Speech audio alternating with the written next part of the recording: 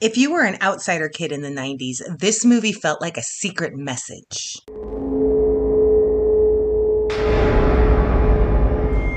Today I want to break down some of the scenes in the movie Hackers, not because it was realistic, but because this movie captured a really tender moment in alternative culture, fashion, technology, and identity. These are the moments that made weird kids feel cool. And you know what's funny? Back in the 90s, I actually thought Hackers was kind of silly. I didn't really watch it at the time because at the time, I was in the subculture, and seeing youth culture portrayed in a movie can feel awkward when you're at that age. It's almost like a mockery, like someone is trying just too hard to capture your world. I used to be like, that movie is so cheesy. But now when I look back, I'm thinking we were absolutely that cheesy. Like, not the hacking part per se, but that feeling of who we were and who we thought we were going to become and where technology was heading. There was this hopefulness about technology back then. This idea that like the internet was going to create freedom for the weird kids, that you could completely reinvent yourself online, find your people, escape your hometown and find some future identity. And honestly, now I watch this movie all the time. So today I wanted to go through some of my favorite moments,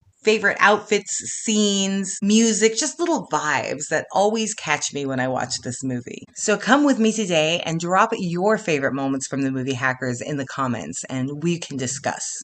All right. So we're going to go through a bunch of different little scenes in this movie, and I'm going to throw my glasses on for this because you got to capture it all. We have to start this movie out with Seattle, 1988, because us 90 kids, we were babies in the 80s, don't forget. Remember those car commercials where everybody's dancing in the car in the 90s?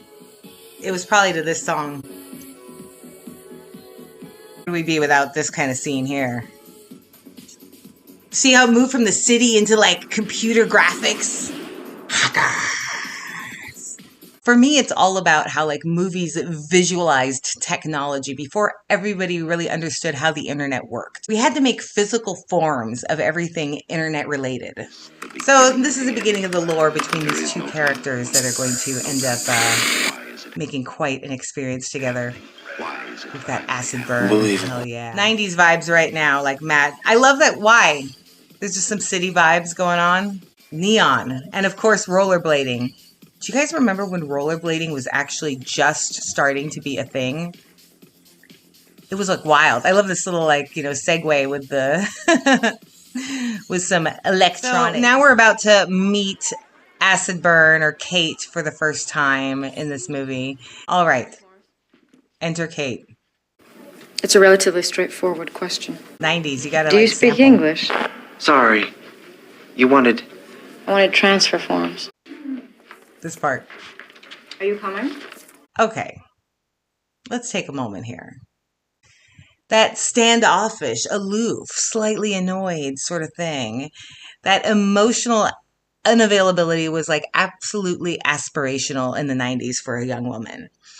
I was obviously a little bit more of a goofy type, so I also still had this fascination with the rest of the 90s, with detached women who seemed like impossible to impress. That was like this confidence and this mystery that now to me just looks like, why are you such a bitch? But back then, if you were a weird or alternative girl, you definitely were probably trying to be influenced by a little bit of this character. I know some of you kids got computers at home. I love that part. I know some of you kids got some computers at home. So this is where he starts making his computer friends. Remember, they actually had computer classes. That was where you got to go actually look at a computer. Now, can we talk a little bit about this outfit? All of these outfits, including that vest, very 90s. And of course, olive green. But here's how we connect. The King of 9X? I know you played the game. I know you played the game. Oh, and this is great too. This young guy, when he comes up, he needs a handle. Because literally, back then, I'm telling you. Here we go. Where's this line? Check it. I need a handle, man. I mean, I don't have an identity until I have a handle. Let's talk about that for a moment. This scene right here is so funny because people probably today do not understand how important it was to have a handle back then. Back then, like your AOL name or your chat room handle was like your entire identity, especially if you spent a lot of time online. And we had some of the most ridiculous names imaginable for our handles. If you were around back then, I highly suggest you drop your handle in the comments right now. Don't even like give any explanation on what you're putting in there. Just put it in there and we can all look at it and be like, what the hell is this person writing? And that was the whole thing, is you could be cooler online, more mysterious, more confident. So like this kid who they're like, what? Your mom dressing you like that? He's a little bit of a goofball, but once he gets online, he becomes something more. I love that about this movie. Friday. Cyber Delia. Did you just see that? It's like Delia clothing line and cyber all in one. Can we talk about this nightclub for a second here? So I feel like movies were always representing nightclubs back in the day as this amazing looking like warehouse where you could just like go inside, and there were warehouse places like that, but I don't know if they all had like the flyers all over the place like this. And can we talk about this moment right here? 30. You just tell me what you need. What do you need? Record, Yeah, you got any Russian? any kind of format, any kind of disc, any bootleg. Any kind of format. So yeah, there were giant warehouse clubs and weird industrial spaces back in the days, but movies always made them seem more cinematic with all those flyers all over the walls. And somehow there's some sort of bootleg technology marketplace happening outside. Did this actually happen anywhere in the 90s? Because I certainly don't remember that happening. I genuinely want to know if it did. But I think the movie Hackers isn't necessarily showing reality. It's showing kind of what underground culture felt like. This was the mood. You really weren't selling monitors at the side of the nightclub, I don't believe.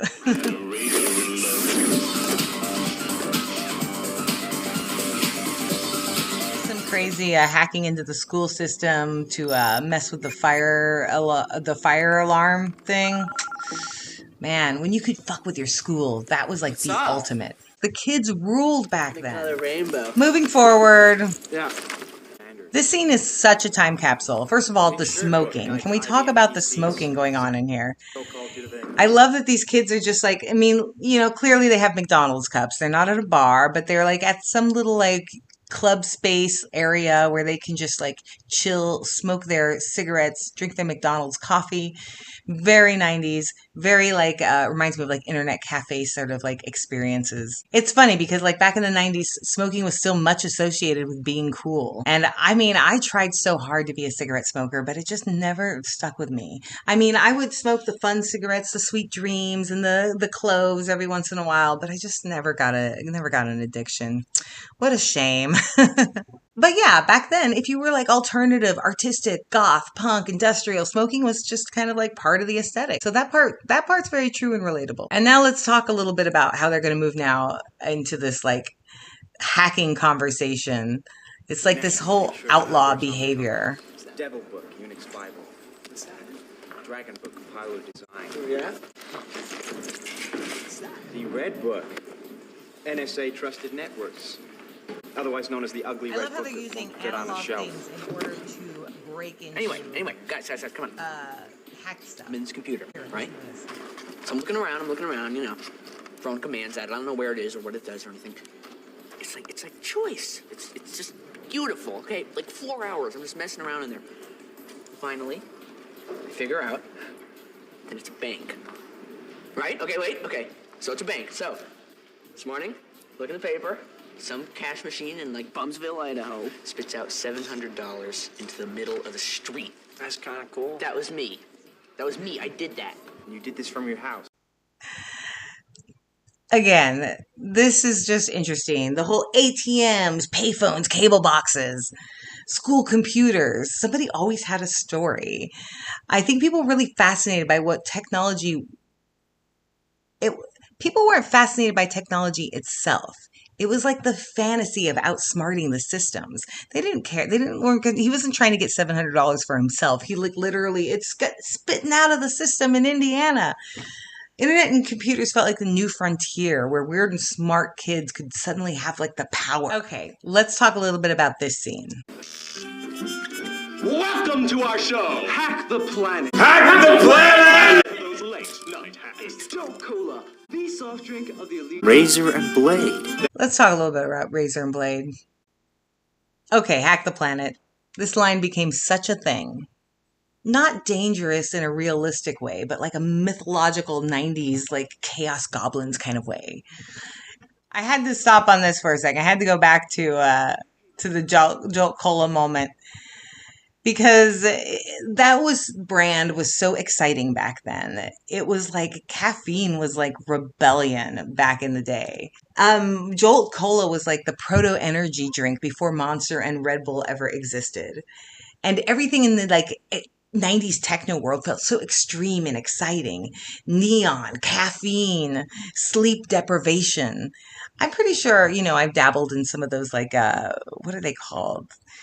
I can't even remember what they were called. Those wake up pills that they used to sell over the counter before. It was just literally like aspirin. No dose. That was the name of it. No dose.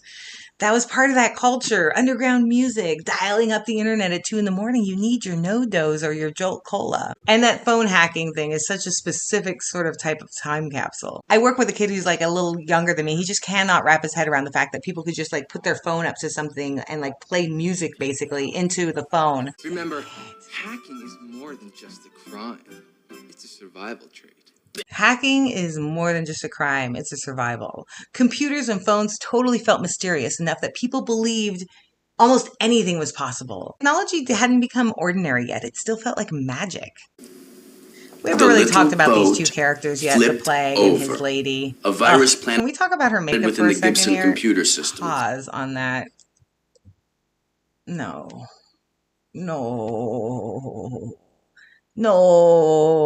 Everything about this character, no. It's all the bad stuff of the 90s.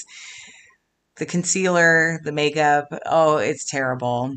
But then you also have our dear friend, the Plague over here. What, it left a note? Unless $5 million are transferred to the following numbered account in 7 days, I will capsize 5 tankers. Everything's so Max Headroom. Am I crazy? That. We'll get a little bit more into the Plague later on. But he's definitely an interesting character because he's kind of like an adult, but he's kind of like a kid because he's into the whole internet culture and he's still a part of that. He's the security guy for some big company and he's actually trying to steal stuff from the company. And that's why this whole thing gets found out because the kids find out that he's a bad guy. But, yeah, but even though he is an adult, because he understands the kid world, he's always eating red vines and saying all kinds of kid phrases that were what the young 90s generations were saying. So it's very interesting, but we'll get a little bit more into them later on. Okay, let's talk this bathroom scene. Soar with his computer friends. The Secret Service is really out to get him. Hey, there's a big party tonight. You want to go? That's my... I live for that moment. The Secret Service is out to get him. He must have hacked the Gibson. Hey, there's a big party tonight. You want to go? Oh, that's so youth culture. It kills me every time. I love that. Ah! This is amazing. Let's go. VR back in the 90s. See, this is where he has that little kiddish sort of thing going on. What the hell are you doing? I think we got something. Ugh. Hard copy. I love it. Back then, it was still it was getting gross to have things that were analog. It was gross to have paper and hard copies of stuff. This image, this dream of this future where everything was available in this cloud was just starting to happen. And it's so funny because now everybody's going back to journal books and notebooks and analog. And I just love how he's just so grossed out at touching paper. Okay, now let's get into some major Kate and Dade acid burn, crash override action. This is my favorite computer moments with the youngsters. You in the butter zone now, baby. Huh? Look at, she's so into it. Yeah, it is. She's just screw the guy, forget him. I'm not interested. I'd rather go and hang out with these boys over here, these nerds, and talk about computer stuff. Oh, that was one of my favorite lines. I got to play it back for you. Kate. He's so cool. Kate, you're not going into that computer shit now, That computer right? shit now, are you? She's just yeah, I am going into that computer shit now. The fact that she's making out with this guy and gets immediately distracted by the computer and that it's more interesting is honestly, that's so amazingly 90s. And his whole line about you're not going into that computer shit now is such a 90s moment as well, because back then being really into computers did make you a bit of a weirdo. Now everybody lives online. Tech is our culture. But in the 90s, computer people were still a little bit of the obsessive outsider, which is why movies like The Hackers felt exciting for weird kids. Or looking back, I kind of understand it more. I felt like that was a little bit of my subculture. And everyone in the scene is dressed peak 90s, by the way. We've got tiny sunglasses, shiny fabric, club wear, all of the works. What is she doing in here? Burn. Your acid burn. I'm crash override. Hey, I love this part where he goes and he sneaks in and to check out her computer again. I don't even know. We're still at the party. I absolutely love this sort of dramatic 90s thing where the computer screen is like projecting on your face. Movies were so obsessed with doing that at the time. Like when anybody was doing some computer stuff, the audience needed a visual confirmation that technology was happening. And the 90s had this really romantic way of like doing a cinematic language of the computer. Everybody's face was glowing. There was like data floating around dramatically, and the keyboard sounded like launching spaceships. What was it? Mess with the best, die like the rest. This is my favorite part. Yeah. Yeah. And like I was saying earlier, this next scene is such a time capsule now. This is something that I think younger people don't really know about. He has one phone call in jail. Here it goes.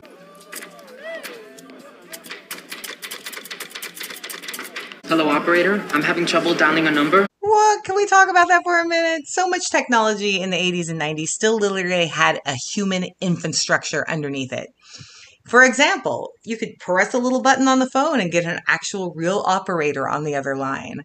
There were switchboards, there were rental clerks, there was travel agents, there were photo developers, these crazy jobs that are all kind of gone now.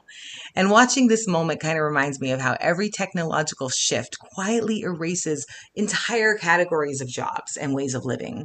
Not even in like a dramatic doom kind of way, but just that's the reality. Things evolve, systems change, and suddenly entire skills and industries just disappear.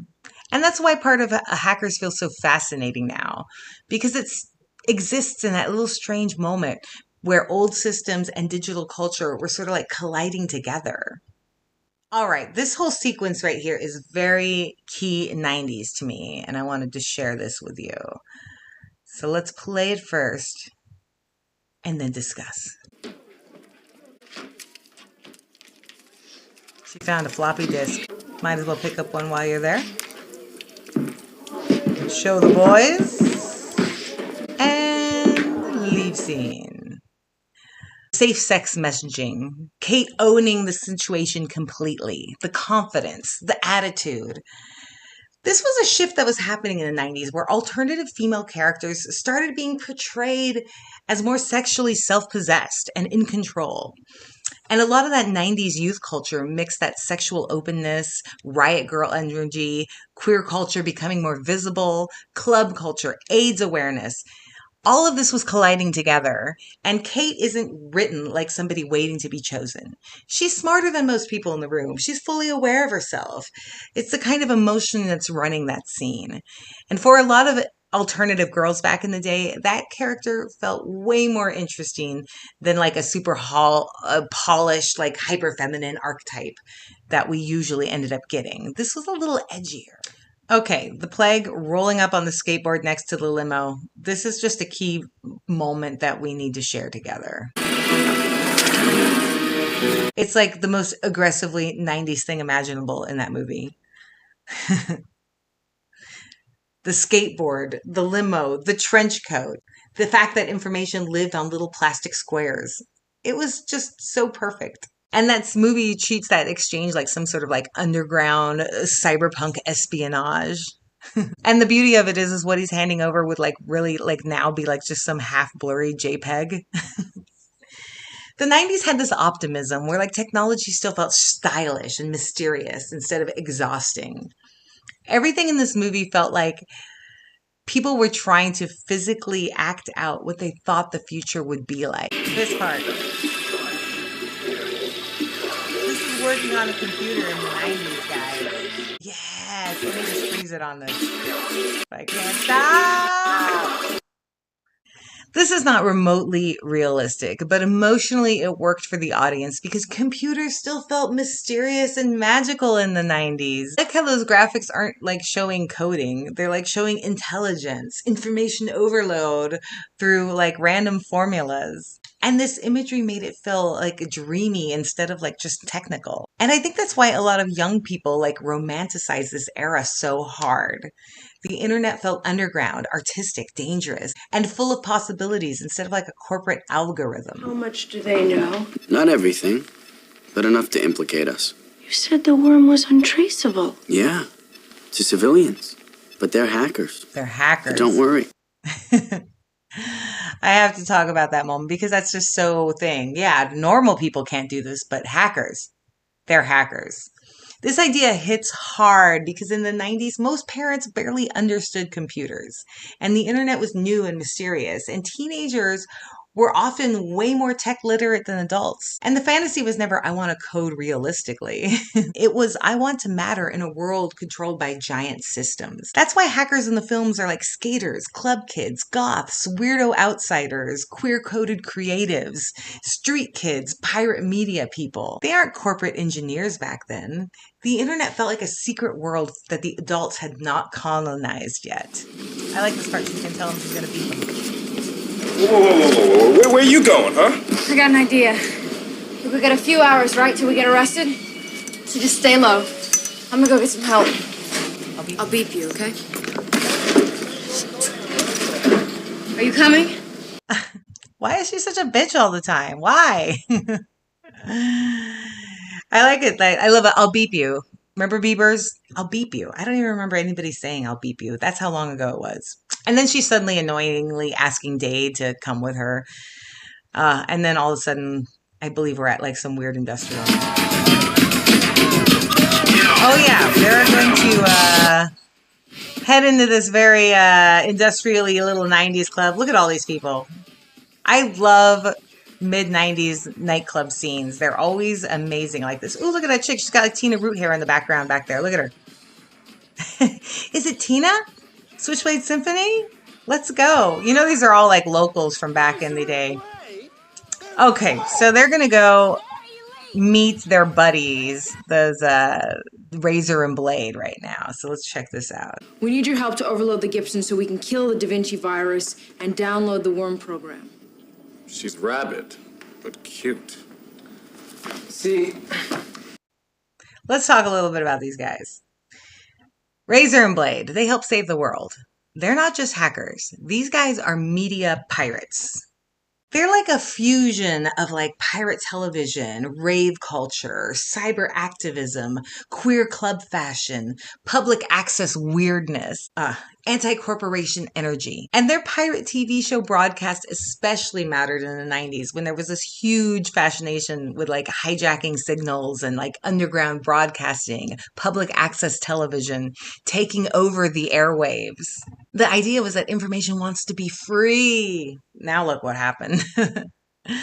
And I love it because Razor and Blade are almost like the prophets of this like decentralized media right before social media actually existed. 95, like most media was still controlled by TV networks and newspapers, radio stations, and corporations. Ordinary people didn't have YouTube channels. They didn't live stream. There was no TikTok. Most people had no platform. So characters like Razor and Blade, they symbolized youth creativity, underground communication, DIY broadcasting, things that were kind of outside of the mainstream. I love this. Everybody's like load-in screen. Nikon, yeah. Oh, they even make sounds.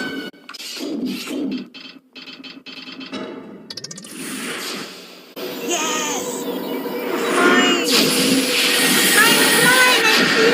The virus goes into the computer, and then there's like walls of glowing text. Computers were like sacred architecture, not like office equipment back then. Those giant glowing rooms, walls of text, blinking lights, towering servers. giant tape reels, like all this like dark industrial spaces where humming machines were. They were like visual metaphors for like the hidden power. They were almost like digital cathedrals. And 90s films just constantly had the internet as a literal place. It was like a vast physical maze-like neon and dangerous place that you could like find yourself in. And that all that glowing text kind of was supposed to give the feeling of like this system is too massive for ordinary people to understand. But then the young hackers, they penetrated anyway. And that's the fantasy. Adults built this giant invisible system, and the weird outsider kids learn how to move through it like ghosts. And I think that's why those scenes hit so aesthetically. They visualize technology as this mysterious and alive instead of like mundane. And along that line of visualizing, let's check this out. It replicates till it overloads a file, then it spreads like cancer. Exciting. It's the Gibson. It's finding us too. It's finding us too fast. Oh no, not the Gibson. Can we just talk about those rabbits multiplying across that screen? The face emerging from the systems. It's all about like data becoming 3D objects. Viruses are actual like visual creatures. Networks were cities. And AI kind of felt like personality. I love the rabbit imagery because it was all about, replication. We needed like the most simplest, easiest terms to understand that. Viral growth. It was much better than showing like worm.exe or something on a copying file.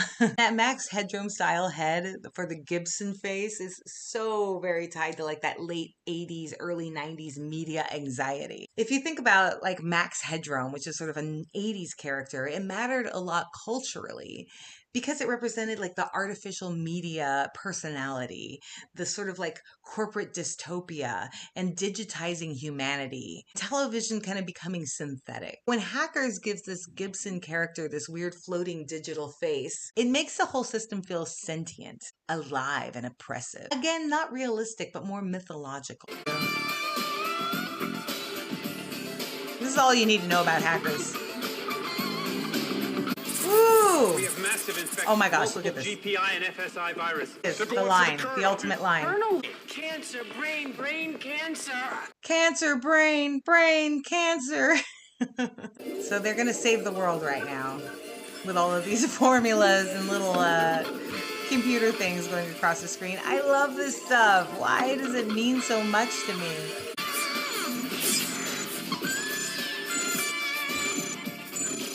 Has anything like literally happened in the last 5 minutes? So the kids get in trouble. They get arrested. You think it's the end of the movie. You think they're not going to make it. But in the end, Razor and Blade come through, hacking the television lines. Yes, that's right. And letting everyone know what happened. About this heinous scheme hatched from with an Ellingson mineral. When like it would show up on every TV screen, it would be like on, like in the middle of Times Square when you would hack into the TV was to be network. blamed. Very Look at, oh, here we are, my Times Square moment. But why? Could it be to cover the tracks of this worm program? Before we get to the very last moment, let's take a second to enjoy this very 90s outfit. This is probably one of my most favorite 90s outfits in the universe. Well, we can actually see it there. That kimono is everything. But this moment right here, where our buddy Dade looks like he's drowning, now this is the ultimate scene. If you would have said something. Dade, seriously, am I crazy? But this Dade seriously looks like he's drowning. It's not intentionally hilarious, this scene, but he looks like he's fighting for his life in that pool. And this movie is trying so hard to make this like a sensual, dreamy, moody moment, but he is like flailing in there, and these dramatic underwater shots make it feel like there's less actual chemistry and they're trying to create some kind of vibe. And that was so common in the 90s. Let's play this little part out here, actually. It totally this movie has an atmosphere to it. And that's what I love about it. It's constantly like frames Dade as this sort of like tortured cyberpunk kid and, a digital outlaw. But he's also awkward and a little gangly and overdramatic.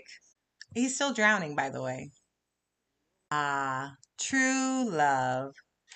Watching Hacker now feels like really different than it did back in the day. I mean, and back in the day, it was thought as exaggerated and silly because it was reflecting youth culture at us while we still were living inside of the moment. But now when I watch it, I really don't see the movie being about hacking at all. It's kind of about like capturing this moment. It's a snapshot of time. It's a moment where technology still felt exciting and mysterious, and where weird kids thought the internet might create freedom, connection, art, and identity. And even though so much of this movie still seems ridiculous now, emotionally, I think it captured something very real. Fashion, the clubs, the giant computer graphics, the smoking, the handles, the floppy disks, the attitude. It all feels like a dreamy little memory of something we were becoming. And honestly, revisiting movies like this with you guys has been one of my favorite things, because I love reading everybody's little comments and stories that have to do with these memories. So tell me, what movie from this era made you feel like there was something bigger and stranger world out there? That made you feel like technology was exciting and new? And if you weren't around from this era, what is it about this movie that attracts you to it now? I appreciate you hanging out with me and going through Hackers, one of my favorite movies today. And I will see you on the dance floor, or say, hacking the planet.